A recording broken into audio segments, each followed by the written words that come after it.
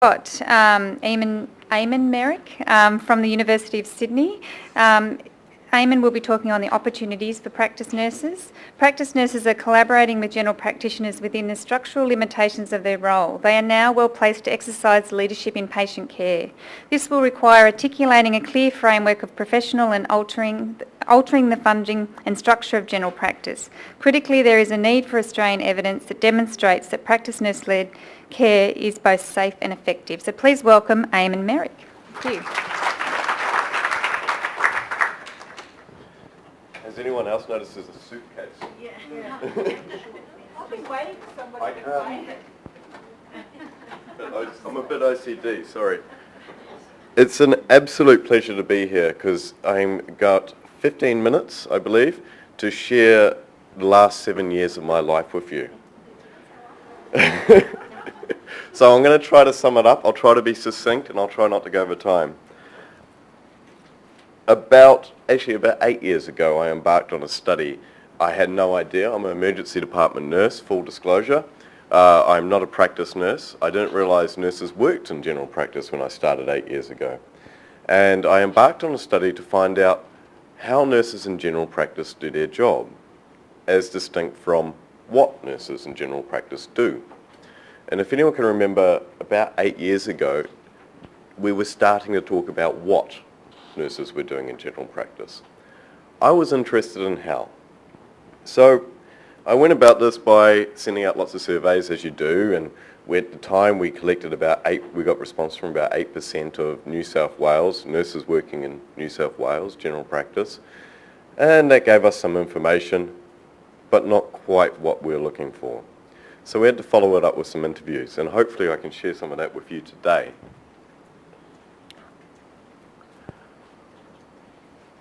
Looking at how nurses in general practice, and I'm acutely aware that I'm speaking to a room full of nurses in general practice. Oh, thank you.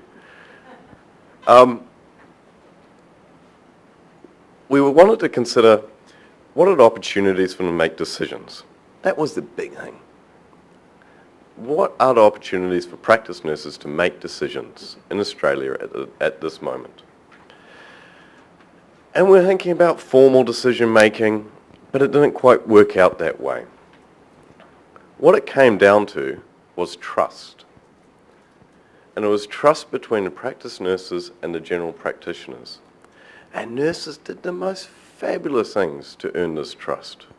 There were quotes like, "You have to stroke the egos in the right place." Clearly that's, I've hit the button there. It takes time. At first they were suspicious of me, but we built up a relationship. It was really interesting to see how nurses navigated the structural and financial barriers to their role in order to actively participate and collaborate in patient care. A big enabler of the building of this trust was the ability to articulate patient need.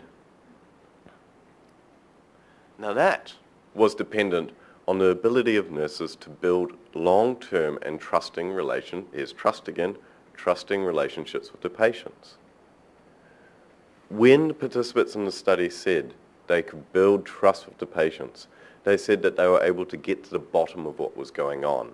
They were able to empathise with the client or patient, whatever you like to call these people, the community, and then relay that and communicate it in such a way to the general practitioner that otherwise unmet needs would get met. And this is where an alarm bell started to go off. What we were looking at was collaborative care. It's not acknowledged, but it happens.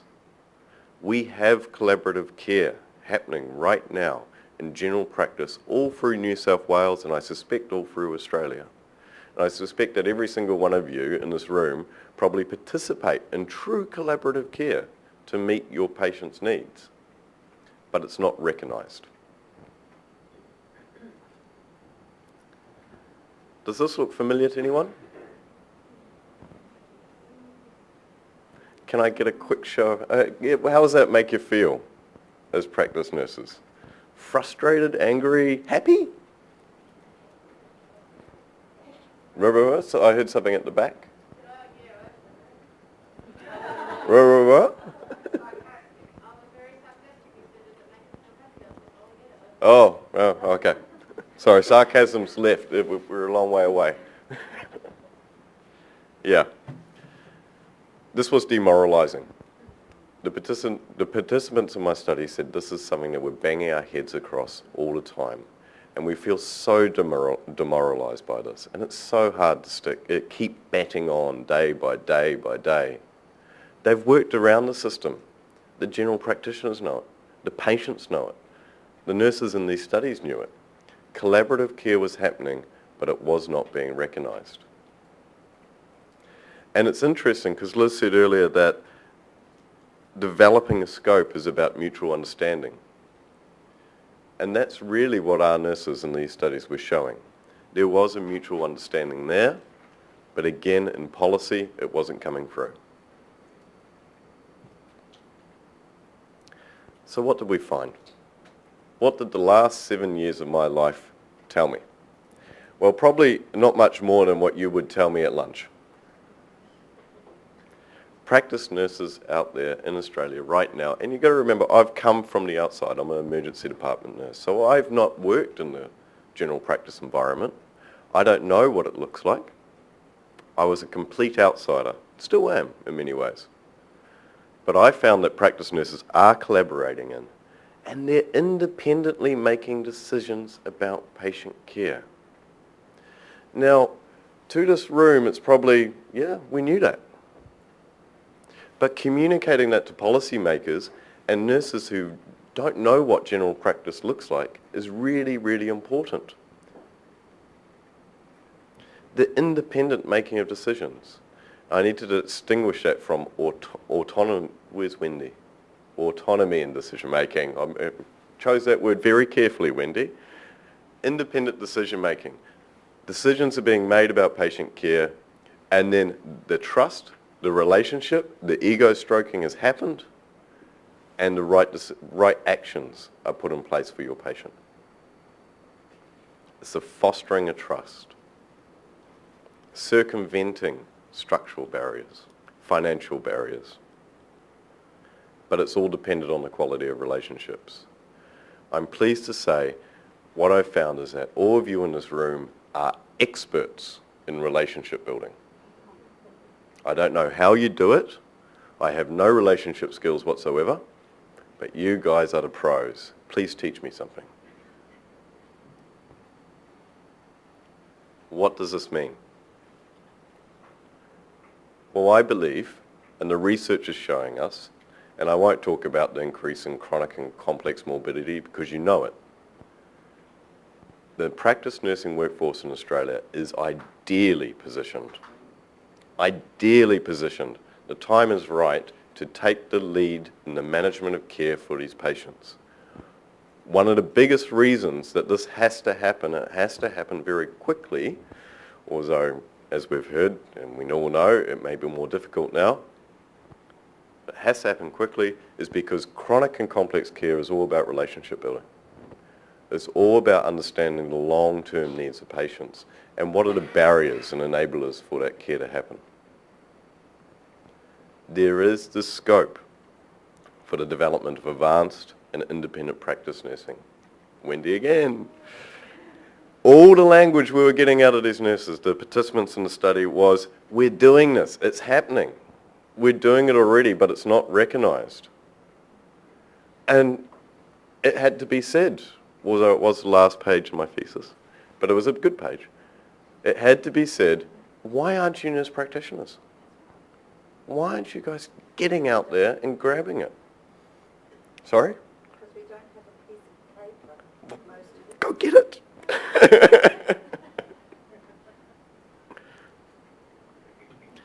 Of course, and I know there's been a stream on financing and policy this weekend. The financing's not there. The structure, the policy framework is not there. But why is it not there? It's there because nobody's communicating what you guys are doing. We need to be talking to the policymakers. The people who are making policy still believe that the nurse in general practice, and I've met them, when they ask you, what have you studied? I say nurses in general practice. They say, oh, they're really good at the books and they make lovely cups of tea. I'm sorry, but these are policymakers and that's their perception. It's the same perception for my colleagues who work in the emergency department and surgical units and acute care sector. We're blind to what the great work that you guys are doing. Please communicate. Tell us.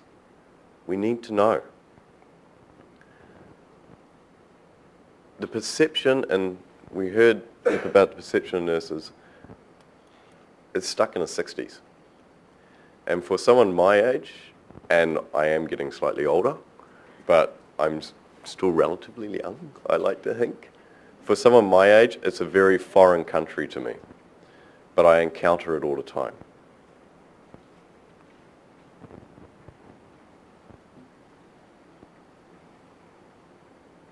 The key.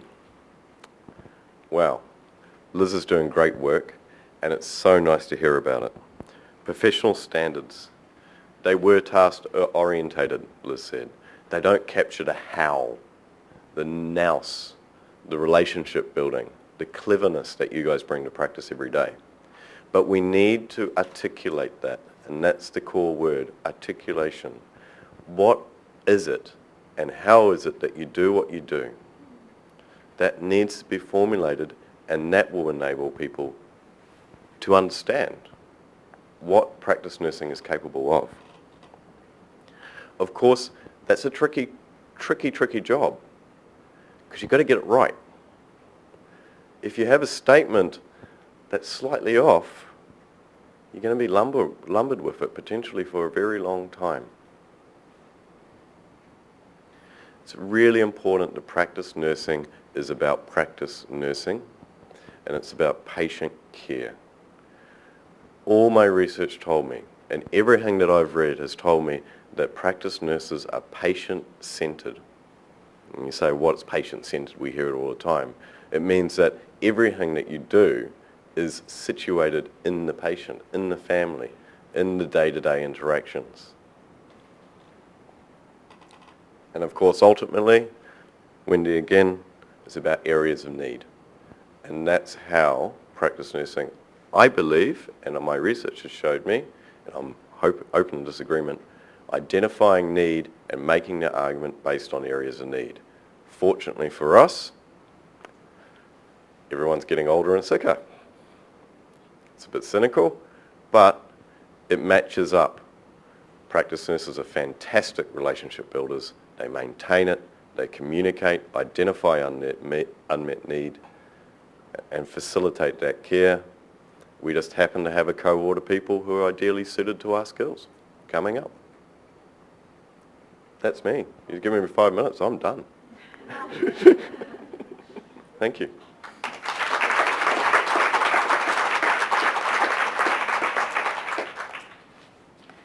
Any questions for Eamon? We've just got a microphone, if you just don't mind, so the whole group can benefit from the question. Thanks.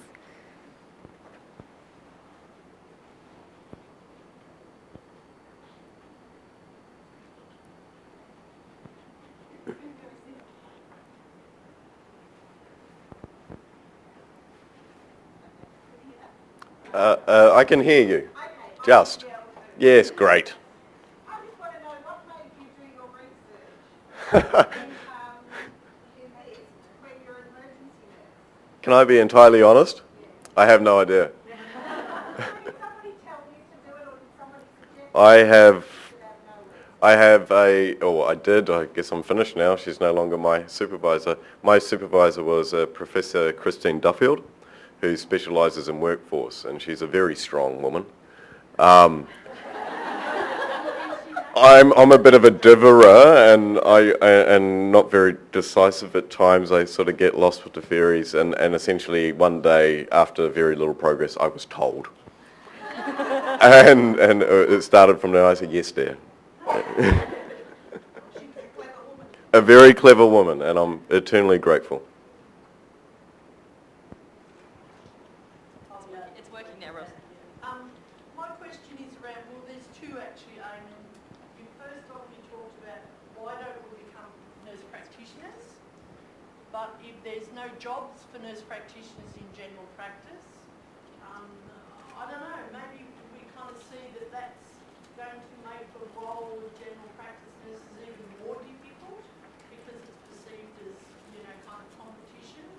I suppose that's really just a statement, but the question you talked about, we have to articulate what it is that we do. So how do we as nurses in general practice do that? What a great question. Can I respond? So we can have universities telling us to do it kind of thing. No, I really disagree with that, and I'm going to say that, and there may be people I work with in the group, I may get in trouble. We can't hear you, Eamon, sorry. Oh, sorry. No. I work at a university at the moment, and there may be people I work with at university, I may be stepping on people's toes, but I very strongly believe that no, articulating what practice nurses do should not come from the academics. It must come from practice. It may be facilitated by research, but that research must be experience-based. It must come from the reality of general practice life.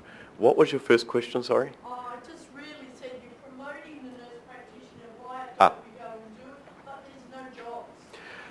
It's a really tricky question, and Wendy did mention about identifying areas of unmet need and sort of making your own job, and I'll come to you in a sec. It's really tricky, and it's going to be a hard way forward because a very accepted model is to develop protocols around advanced practice. Just put aside nurse practitioner for a second. Advanced practice roles.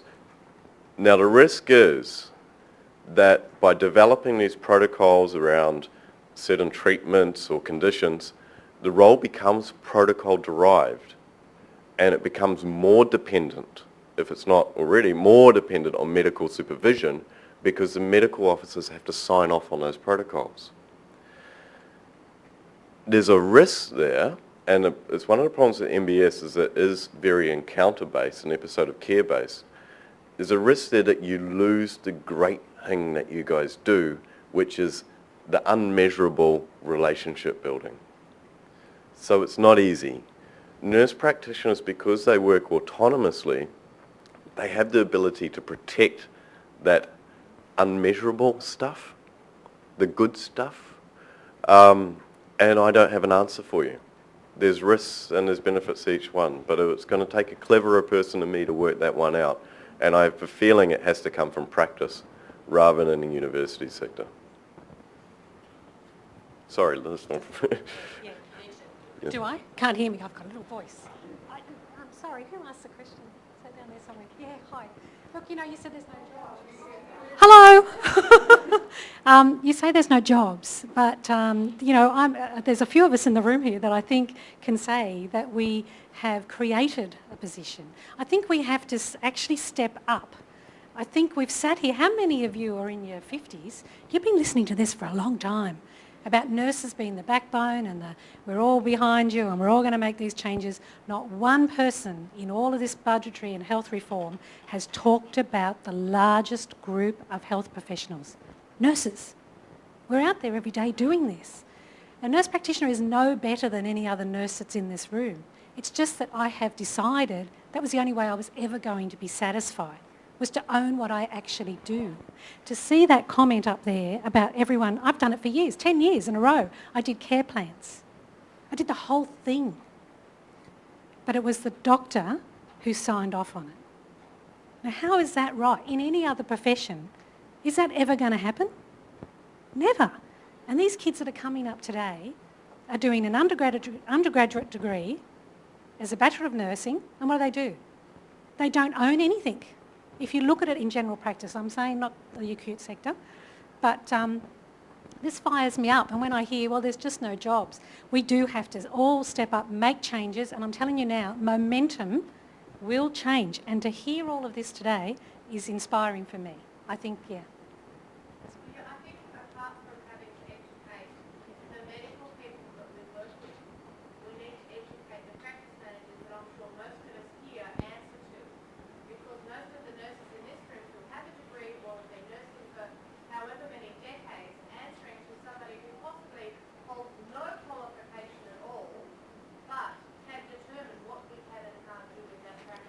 Can I just make a comment there? Wait, yeah. One of the really important things that's happening at the moment is these competency standards. And it's really, really, really important that nurses tell me what you want in there. Yes. Because if this is the time, this is the opportunity you've got to stand up and say, no, that's not right, this is what we need to have in there. And if people aren't going to stand up and say that, then next year when we come to this conference and you see here's the new competency standards, it's too late to say, huh, they're not really good. So you really need to be engaging now and taking the opportunity to be involved in that kind of stuff. The other thing is around the registered nurse and enrolled nurse competency standards that are being reviewed by the NMBA. It's really important for registered nurses and enrolled nurses to take an active role in providing comment on those, because some of those things are going to be a little bit different to what we have now, I'm led to believe. So take the opportunity to be involved and have your say now. Can I just back you up on that, Liz? It's absolutely critical that everyone gets their input in, because the competency standards, they're going to be there. Liz is doing great work, but we need your support from a practice perspective to inform them, because we may be stuck with them for a bit. Sorry. I just wanted to say, in regards to the competency standards, that I agree that the practice manager, at the end of the day, I can be allowed to do a pap smear, for example, but my practice manager doesn't see the practice making money from that. And Yep. so I'm not allowed to. Absolutely. My role, the way I see it, unfortunately, is that I make money for the doctors. I make more money for the doctors because they see more patients each day. It's just a comment, not a question. And can I just respond to that? One of the things we've really been acutely aware of in the competency project is that as much as nurses can practice to a certain level, the GPs and practice managers are going to have that overriding control to some extent. And we're very keen to look at however we can possibly make it more palatable to them and to engage them and make sure that it's something that becomes familiar to them, because at the moment I don't think the current standards do that. So it's certainly in the implementation and dissemination we're really concentrating on how we can best engage those groups. It's interesting, if I can just expand on that for a second, because one of the comments that I haven't put up here is that one of the sub-themes we found at the end of the data was, it was interesting to see all the general practitioners were extraordinarily supportive, or they were perceived by the nurses to be extraordinarily supportive. We had this very small group who felt that they were being pressured by their practice managers to work outside their scope of practice in order to generate more income. It's not something I wanted to talk about too much today, but it's interesting. I'll be interested to talk to anyone who feels that way. Thank you.